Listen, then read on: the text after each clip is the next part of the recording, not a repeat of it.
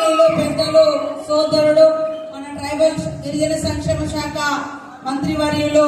అడ్లూరి లక్ష్మణన్న గారు, అదే విధంగా డిప్యూటీ స్పీకర్ గారు రామచంద్ర నాయక్ గారు, మా సోదరుడు మా గ్రామస్తుడు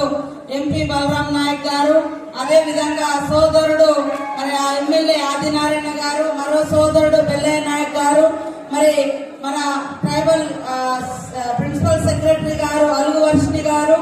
ఎడ్యుకేషన్ సెక్రటరీ గారు సీతామహాలక్ష్మి గారు, విజయబాయి గారు, వీరయ్య గారు, అదే విధంగా సీతారాం గారు, వేదిక మీద ఉన్నటువంటి పెద్దలు, వివిధ జిల్లాల నుంచి వివిధ తెగల నుంచి మరి వచ్చి తరలి వచ్చినటువంటి ఆదివాసీ గిరిజన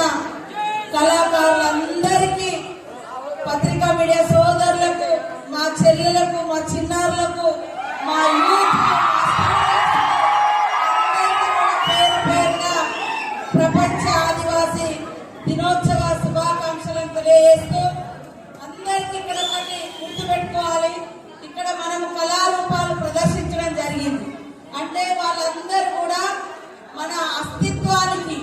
మన పూర్వ జీవనానికి, మన కళలకు, మన ఊర్లలో మనం ఎలాంటి డాన్స్ చేస్తాం, ఎలా పాటలు పాడతాం,